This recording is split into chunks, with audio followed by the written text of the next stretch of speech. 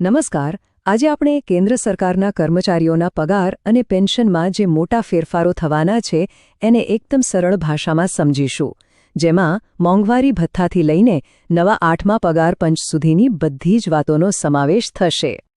સારું, તો આજે આપણે શું શું જાણવાના છીએ?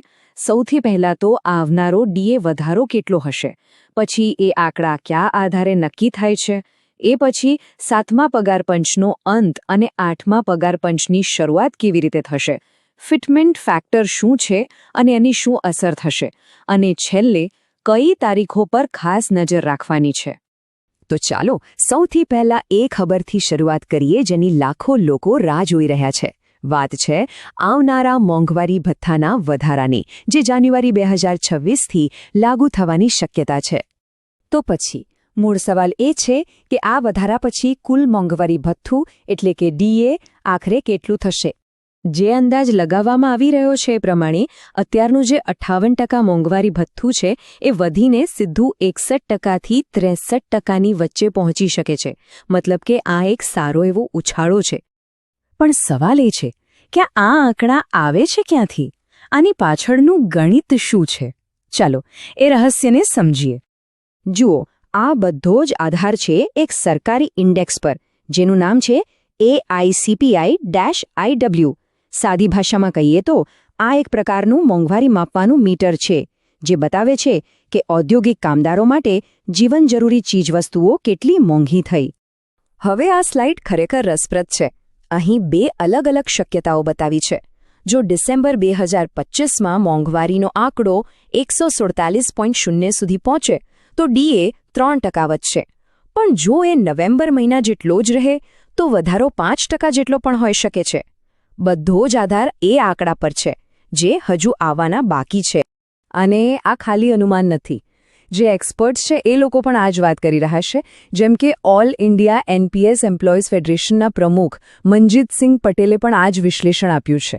એ સ્પષ્ટપણે બતાવે છે કે ઇન્ડેક્સના આંકડા સીધા ડીએ વધારા સાથે જોડાયેલા છે. પણ રાહ જુઓ, વાત ખાલી આ ડીએ વધારા પૂરતી સીમિત નથી. આનાથી પણ એક મોટો માળખાકીય ફેરફાર થવા જઈ રહ્યો છે, અને એની શરૂઆત થાય છે અત્યારના પગાર પંચના કાર્યકાળના અંત સાથે. હા, આ એકદમ ઓફિશિયલ છે. 7મું કેન્દ્રીય પગાર પંચ, જેણે છેલ્લા 10 વર્ષથી પગારનું માળખું નક્કી કર્યું, એ હવે 31 ડિસેમ્બર 2025ના રોજ પોતાનું કામકાજ પૂરું કરશે. એક રીતે એક યુગનો અંત. અને એક યુગના અંત સાથે જ એક નવા અધ્યાયની શરૂઆત થશે. એટલે કે 8મા પગાર પંચનો પ્રવેશ થશે, જે આવનારા દાયકા માટે પગારના નિયમો બનાવશે. તો આવનારા સમયમાં કઈ કઈ વસ્તુઓ પર નજર રાખવાની છે? આ રહ્યો એનો આખો રોડમેપ. જુઓ, નવેમ્બર 2025માં 8મા પગાર પંચની રચના થશે. પછી 31 ડિસેમ્બરે 7મું પગાર પંચ સમાપ્ત થશે. માર્ચ-એપ્રિલ 2026માં ડીએ વધારાની જાહેરાત થશે અને લગભગ 2027ના મધ્યમાં ફિટમેન્ટ ફેક્ટરની ભલામણ આવશે. પણ આ 8મા પગાર પંચની સૌથી મહત્વની ભલામણ કઈ હશે? એ છે ફિટમેન્ટ ફેક્ટર.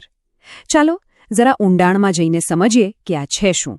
એકદમ સાદી ભાષામાં કહીએ તો ફિટમેન્ટ ફેક્ટર એક ગુણક છે, એક જાદુઈ આંકડો, જેનાથી હાલના બેઝિક પગારને ગુણાકાર કરવામાં આવશે અને તેના આધારે બધા જ કેન્દ્ર સરકારના કર્મચારીઓનો નવો વધેલો પગાર નક્કી થશે.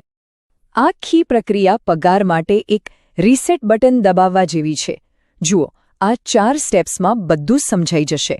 પહેલા, ફિટમેન્ટ ફેક્ટરથી બેઝિક પગાર વધારવામાં આવશે. બીજું, અત્યાર સુધીનું જેટલું પણ ડીએ જમા થયું છે એને નવા બેઝિક પગારમાં ભેળવી દેવામાં આવશે. અને છેલ્લે ડીએનો આંકડો 0 પર આવી જશે અને ત્યાંથી નવી ગણતરી ફરીથી શરૂ થશે.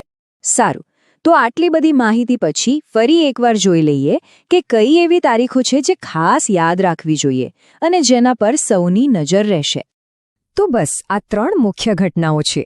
જાન્યુઆરી 2026ના અંતમાં આવનારા મોંઘવારીના ફાઇનલ આંકડા, પછી માર્ચ-એપ્રિલમાં ડીએ વધારાની સત્તાવાર જાહેરાત અને છેલ્લે લગભગ 2027ના મધ્યમાં નવા ફિટમેન્ટ ફેક્ટરની ભલામણ. તો આખી સિસ્ટમ એવી છે કે દર 10 વર્ષે પગારનું માળખું સંપૂર્ણપણે બદલાય છે, રીસેટ થાય છે. પણ આ જ વસ્તુ આપણને એક મોટા સવાલ પાસે લાવીને મૂકી દે છે. શું દર 10 વર્ષે થતી આ રીસેટની સિસ્ટમ ભારતના ઝડપથી બદલાતા આર્થિક ભવિષ્ય સાથે તાલમેલ જાળવી શકશે? આ એક એવો પ્રશ્ન છે જેના પર સૌએ વિચારવું જોઈએ. લેટેસ્ટ અપડેટ 13 સાથે જોડાયેલા રહો.